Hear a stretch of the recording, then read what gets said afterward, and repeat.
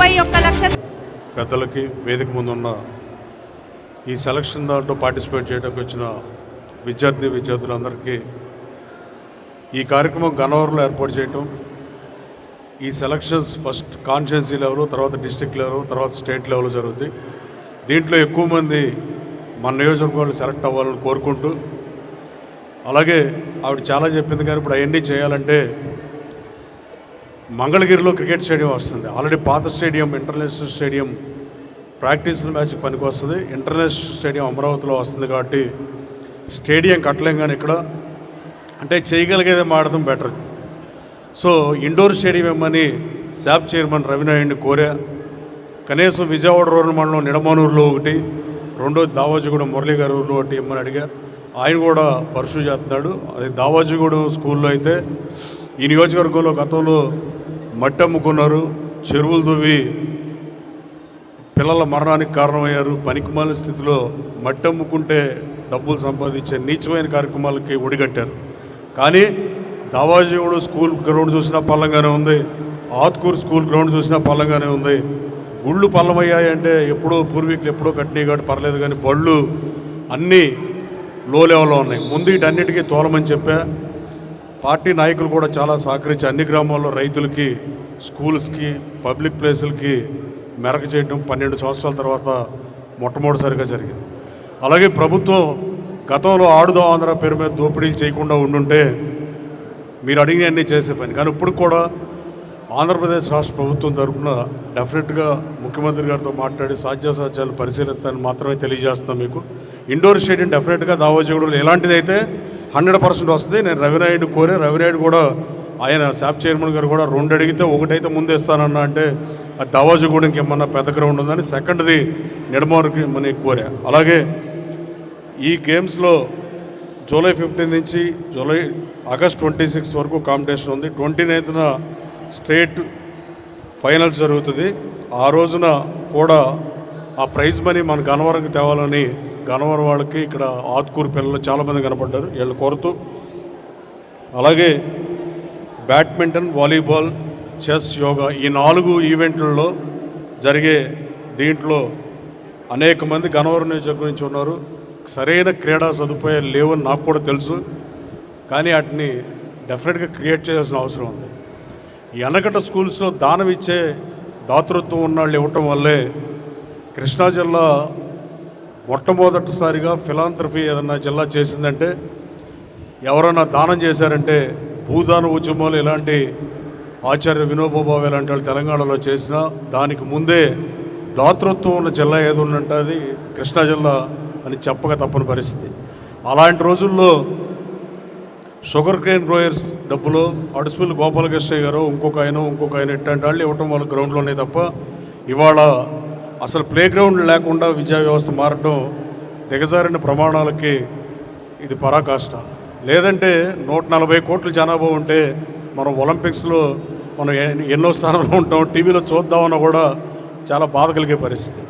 10 కోట్లు, 5 కోట్లు, 3 కోట్లు, 30 కోట్లు జనాభా ఉన్న వాళ్ళందరికీ అన్నీ వెళ్తుంటే మన వాళ్ళకి మాత్రం ఏదో 1 అరా పథకాలతో వచ్చే పరిస్థితి. ఇది మారాలంటే ఇది గ్రౌండ్ లెవెల్లో స్టూడెంట్ చదువుకునేటప్పుడు ప్లే గ్రౌండ్ ఉండాలి ఫస్ట్. దీన్ని ప్రభుత్వం కూడా అడ్రస్ చేయాల్సిన అవసరం ఉంది. డెఫినెట్గా మా ప్రభుత్వం అది అడ్రస్ చేస్తుందని తెలియజేస్తూ, ఈ నియోజకవర్గానికి ఖేలో ఇండియా స్కీమ్ ద్వారా ఒక మల్టీపర్పస్ ఇండోర్ హాల్ని శాంక్షన్ చేయాల్సిందిగా స్పోర్ట్స్ డిపార్ట్మెంట్ని కూడా కోరతా. అలాగే కృష్ణా జిల్లా ఫస్ట్ ఇండస్ట్రీలు పెట్టిన జిల్లా, ఫస్ట్ అమెరికా వెళ్ళినాళ్ళు ఈ జిల్లా నుంచే. అది డెల్టా ఫామ్ చేయటం వల్ల సర్ ఆర్థర్ కాటన్ దానికి కారకుడు. మనం ఒప్పుకున్నా ఒప్పుకోపోయినా, ఎవడవునన్నా ఎవడు కాదన్నా, ఒక యూకే నుంచి వచ్చిన ఆయన ఇంజనీర్ సర్ ఆర్థర్ కాటన్ ఈ 2 బ్రిడ్జిలు కడటం వల్ల నాగరికత ఏర్పడి ఈ జిల్లా ప్రజలు అన్నింటిలో ముందున్న పరిస్థితి. వ్యవసాయం చేసేటప్పుడు అన్నపూర్ణగా ఉన్న ఆంధ్రప్రదేశ్ ఇవాళ వెనక్కి వెళ్ళిపోయి తెలంగాణలో సాగు ఎక్కువ అవుతుంది. కానీ ఆ రోజున అట్టున్న పరిస్థితిలో ఈవెన్ అన్ని రంగాల్లో మనం వెనకబడ్డాం. పర్ క్యాపిటల్ ఇన్కంలో కూడా మనం వెనకబడ్డాం. కృష్ణా జిల్లాని మహోన్నతమైన జిల్లా, 1వ స్థానంలో హైయెస్ట్ ట్యాక్స్ పేయర్లుగా ఇండియాలో ఉన్న జిల్లా.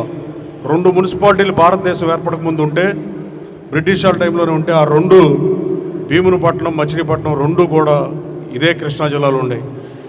అలాగే క్రీడల్లో కూడా మనకు చాలా వెనకబడిపోయాం. కల్నల్ సికే నాయుడు అని ఆయన 1932లో మచిలీపట్నం వాసి టెస్ట్ క్రికెట్ భారతదేశానికి మొట్టమొదటి క్రికెట్ కెప్టెన్ మన జిల్లా వాసి. కానీ మనం ఏ స్థాయికి తగ్గిపోతున్నామంటే ఉద్యోగ ఉపాధి అవకాశాలు చదువులో బాగానే ఉన్నాం తప్ప, ఇన్స్టిట్యూట్లు బాగానే ఉన్నాయి తప్ప మిగతా అన్ని రంగాల్లో పారిశ్రామికంగా మనం వెనకబడిపోయాం. జిల్లాలు కుచించుకుపోతాయి. 1925 తర్వాత ఎక్కడో రాజమండ్రి నుంచి పల్నాడు వరకు ఉన్న ఈ జిల్లా ఇవాళ 7 నియోజకవర్గాలు కూడా కాకుండా 6.5 నియోజకవర్గాలకి, ఈవెన్ మన గన్నవరం కూడా ఒక 1/3 విజయవాడ జిల్లాలో ఎన్టీఆర్ జిల్లాలో ఉంది, 2/3 మాత్రమే కృష్ణా జిల్లాలో ఉన్న పరిస్థితి.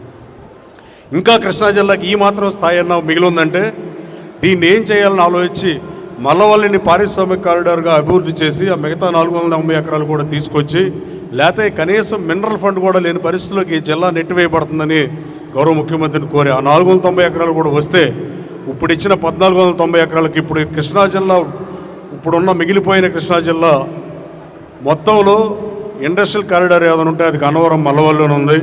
రాబోయే కాలంలో 16.5 లక్షలకు వాళ్ళకి ఎకరం కేటాయించాం. రాబోయే కాలంలో ఉద్యోగ ఉపాధి అవకాశాలు ఏమన్నా కల్పించగలదు ఈ జిల్లా అంటే వన్ అండ్ ఓన్లీ మల్లవల్లి అంతే. ఇంకా మిగతా చోట్ల ఎంఎస్ఎంఈ పార్కులు మిగతా నియోజకవర్గాల్లో 10 ఎకరాలు 20 ఎకరాలు పెడుతున్నారు, కానీ అది ఏమాత్రం సరిపోదు. రాబోయే కాలంలో కొన్ని 100 ఎకరాలన్నా ఎక్వైర్ చేయకపోతే పెడన, పామర్రు ఈ నియోజకవర్గాలన్నీ చాలా ఇబ్బంది పడే పరిస్థితి ఉంది. డెఫినెట్గా ప్రభుత్వం దృష్టి తీసుకెళ్ళి కృష్ణా జిల్లాలో పారిశ్రామికంగా అభివృద్ధి చెందాల్సిన అవసరం అగత్యం ఏర్పడింది. జిల్లా మసకబారుతుంది. జిల్లా అన్ని రంగాల్లో ముందుండి హయ్యెస్ట్ ట్యాక్స్ పేయర్లుగా ఉండి బోధులో చేయి పెడితే చేలోకి నీళ్లు వచ్చే జిల్లా ఇవాళ అన్ని రకాలుగా వెనకబడింది. ఈ జిల్లా సర్వతోముఖ అభివృద్ధికి ఈ ప్రభుత్వం పనిచేస్తుందని తెలియజేస్తూ, అలాగే ఈ ప్రభుత్వం అధికారంలోకి వచ్చిన తర్వాత దాదాపు తల్లికి వందనంకి గన్నవరం నియోజకవర్గంలో 70 కోట్ల రూపాయలు, అలాగే స్టూడెంట్ కిట్లకి ఒక 37 లక్షలు, అలాగే మనబడి మన భవిష్యత్తుకి 1,10,00,000, మొత్తం 85 కోట్లు సంవత్సరానికి ఈ ప్రభుత్వం ఎన్డీఏ కూటమి ప్రభుత్వం ఖర్చు పెట్టింది.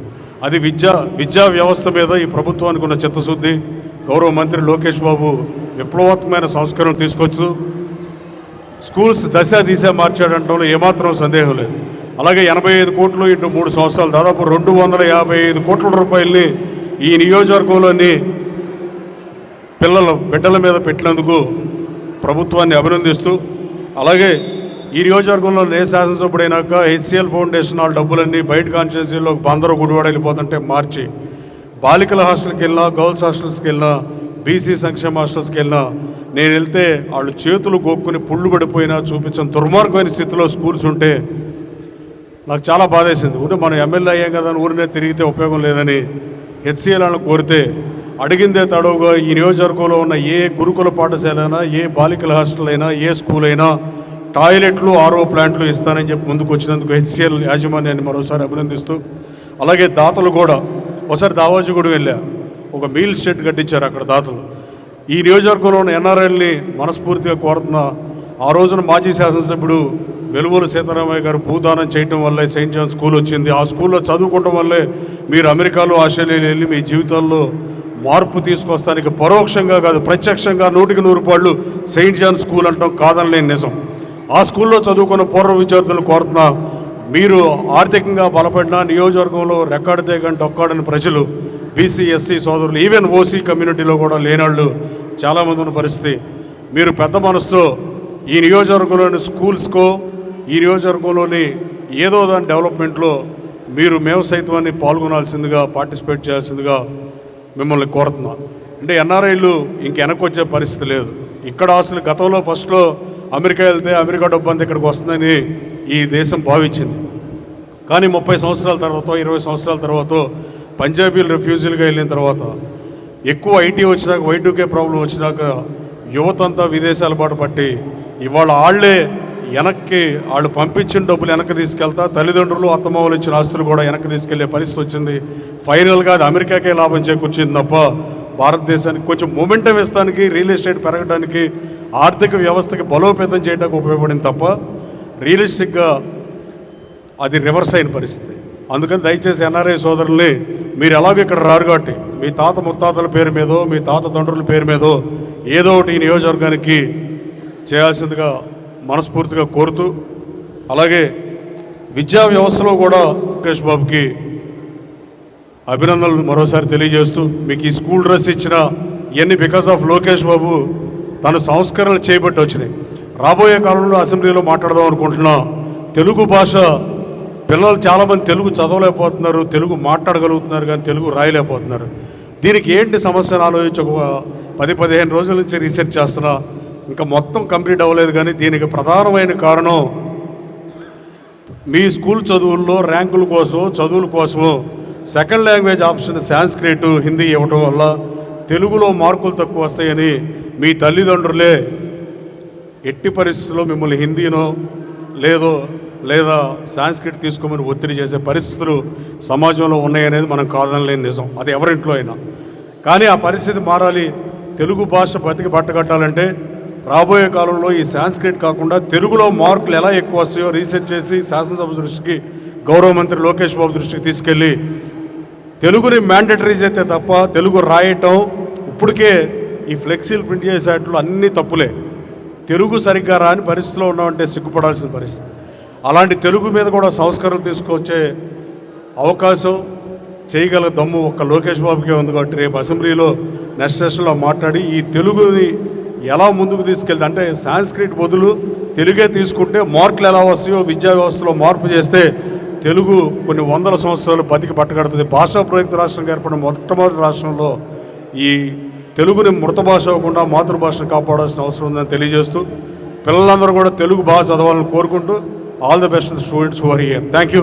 అంటే ఈ కార్యక్రమానికి ఆహ్వానించేందుకు కూడా ధన్యవాదాలు తెలియజేస్తూ ధన్యవాదాలు. జై హింద్.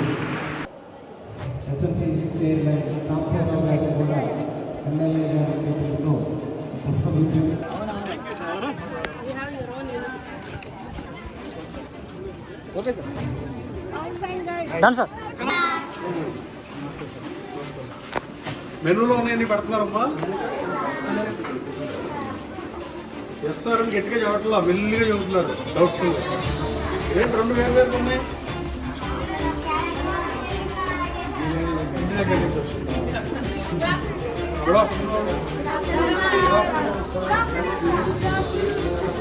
సరే కానీ ఫుడ్ బాగుందా? మెనూలోనే పెడుతున్నారు రోజు. బాగా చదువుకోండి. ఎవరు కాంట్రాక్ట్ బాగా పెట్టండి పిల్లలు. మీరు ఎక్కడ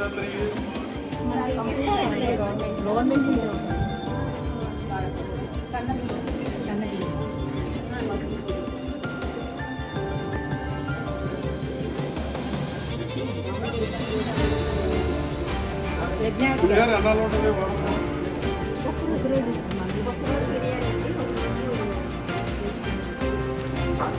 సార్ ఎన్ని పెడతారా?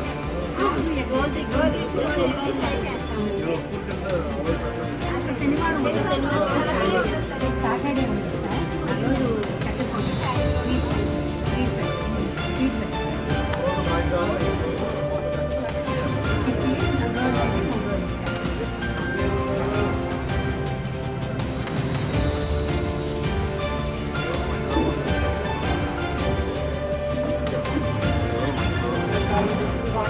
Mm.